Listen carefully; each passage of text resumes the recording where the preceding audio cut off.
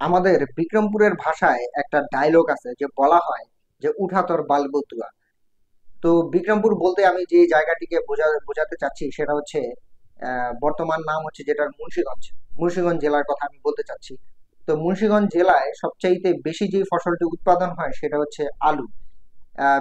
মুন্সিগঞ্জকে পুরোপুরি ভাবে আলু প্রধান দেশ হিসেবেও কিন্তু বলা হয়। তো এই আলু গাছগুলো যখন লাগানো হয় বা জমিতে বীজ রোপণ করা হয়, তখন কিন্তু এই গাছগুলো হওয়ার সাথে সাথে এর পাশে পাশে কিন্তু আরেকটা ছোট একটা গাছ জন্মায়। অর্থাৎ সেটাকে শাকও বলা হয়, যেটার নাম হচ্ছে বতুয়া শাক। এই বতুয়া শাকগুলো যখন জন্মায় তখন কিন্তু এই চাষিরা বলে যে উঠা তোর বাল বতুয়া, মানে একটা গালি হিসাবে কিন্তু পরিণত হয়ে গেছে।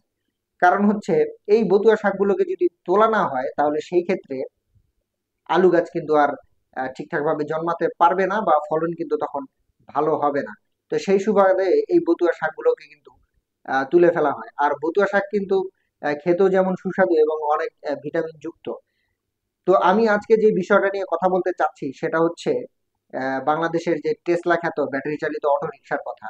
তো আজকে আমি একটি অভিযান দেখলাম যে ঢাকা শহরের বিভিন্ন জায়গাতে যে মহাসড়কে বা মেইন শহরগুলো, মেইন রাস্তাগুলোতে যদি এই ব্যাটারি চালিত অটো রিক্সা ওঠে তো সেই ক্ষেত্রে সেগুলোকে কিন্তু দুমড়ে মুচড়ে ফেলা হচ্ছে। তো এই ভিডিওগুলো যখন সামাজিক যোগাযোগ মাধ্যমে ছাড়া হচ্ছে সেখানে কিন্তু মানুষের নানান ধরনের কমেন্ট লক্ষ্য করা যায়। এবং সেখানে বলা হচ্ছে যে এই গরিব মানুষগুলোকে কেন পেটে লাথি মারা হচ্ছে, এগুলোর প্রতি কেন জুলুম করা হচ্ছে, এগুলোকে ছেড়ে দিলেই তো পারে বা এগুলোর জন্য আলাদা কর্মসংস্থানের ব্যবস্থা করে দিলেই তো হয়। এবং এই রিক্সাগুলোকে যখন ভাঙা হচ্ছিল বা রিক্সাগুলোকে যখন সিটি কর্পোরেশন আটক করতেছিল, তখন কিন্তু এই রিক্সাওয়ালাগুলো কিন্তু বিপুল কান্নাকাটি করতেছিল, হাতে পায়ে ধরতেছিল। তো কোনোভাবেই আর কাজ হয় নাই। তবে সিটি কর্পোরেশনকে অবশ্যই সাধুবাদ জানাই যে এমন একটি অভিযান তারা পরিচালনা করেছে। তো আমরা দেখেছি যে সারা বাংলাদেশ সহ বা ঢাকা সিটি সহ সারা বাংলাদেশে কিন্তু এই অটো রিক্সাগুলো অর্থাৎ ব্যাটারি চালিত অটো রিক্সাগুলো একটি আতঙ্কের নাম হয়ে দাঁড়িয়েছে। এবং এটা হয়তো পূর্বে ভালো ছিল, কিন্তু এখন এটা এত ভয়ানক আকার ধারণ করছে যে আসলে এর ফলে ব্যাপক পরিমাণে ক্ষতিগ্রস্ত হচ্ছে এবং অ্যাক্সিডেন্টও কিন্তু হচ্ছে এবং রাস্তাগুলোকে কিন্তু পুরোপুরি ভাবে ব্লক করে দিতেছে। এমন একটি পরিস্থিতি কিন্তু সেখানে চলতেছে। এবং সরকার বারবার মহাসড়কে উঠার কথা নিষেধ করা সত্ত্বেও এরা কোনো আইন কানুন কোনো কিছু মানে না। উল্টা আরো দেখা গেছে মহাসড়ক দিয়ে উল্টা পাল্টা ভাবে চলতেছে, যার ফলে কিন্তু বিভিন্ন ধরনের অ্যাক্সিডেন্ট হচ্ছে। তবে সব থেকে বেশি যে সমস্যাটি করতেছে সেটা হচ্ছে যানজটটা বাড়িয়ে দিয়েছে এই অটো রিক্সাগুলো। এখন আমার কথা হচ্ছে যদি ভাইরাস মারতে হয়, ভাইরাসেরও প্রাণ আছে। এখন ভাইরাসকে যদি মারতে হয় তাহলে অবশ্যই তার প্রতি কোনো সিম্পেথি দেখানো যাবে না। তো আমরা যদি এখন এই ব্যাটারি চালিত অটো রিক্সাগুলোকে সিম্পেথি দেখাতে থাকি, ভবিষ্যতে এটা কিন্তু আরো ভয়ানক আকার ধারণ করবে। এখন আমি যেটা বলতে পারি যে জনগণ যেটা বলতেছে কিছু কিছু মানুষ, যে এই মানুষগুলোর কর্মসংস্থান কি? সরকার কিন্তু রিক্সাকে ব্যান করে নাই। সরকার কিন্তু ব্যাটারি চালিত রিক্সাকে নিষিদ্ধ করেছে। তো আমার মতে যে এই লোকগুলোর কর্মসংস্থান কিন্তু একটু কনভার্ট করলেই হয়। যে রিক্সাই চালাক সে ব্যাটারি চালিত রিক্সা চালাবে না, সে চালাবে হচ্ছে প্যাডেল চালিত রিক্সা। এটা চালালেই কিন্তু সমস্যার সমাধান। কিন্তু সেটা না করে তারা আন্দোলন করতেছে যে তারা কি করবে বা কি আসে বিষয়, এগুলো নিয়ে নানান ধরনের সোশ্যাল মিডিয়াতে অনেক কথা হচ্ছে।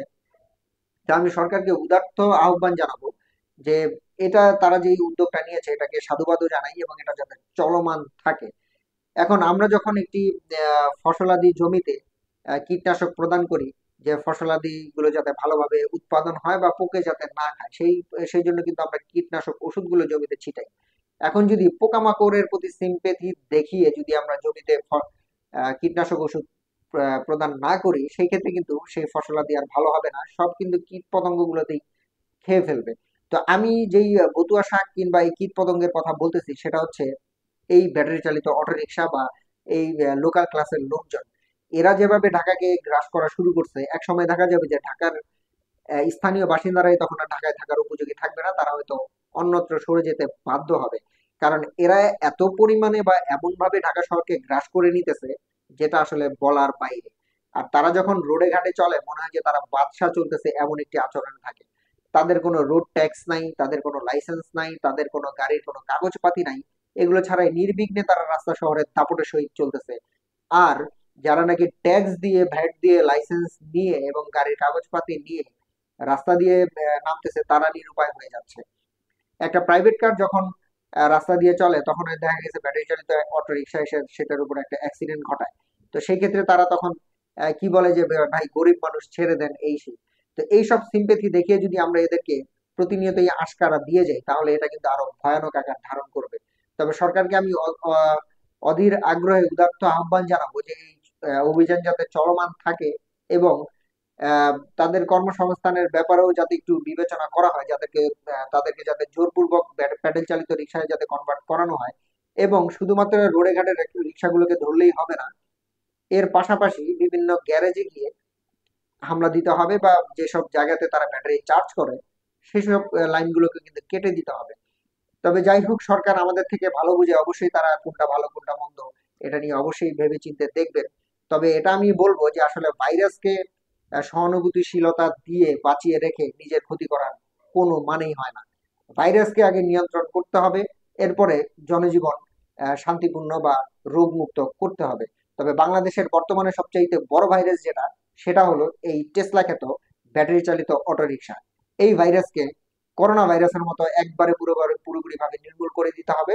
এবং এর পাশাপাশি যদি তাদেরকে রাখতেই হয় যাতে সরকারি আইনের মাধ্যমে নিয়ে এসে তাদেরকে একটি কর্মের ব্যবস্থা করে দেওয়া হয়, এটা আমার সরকারের কাছে উদাত্ত আহ্বান।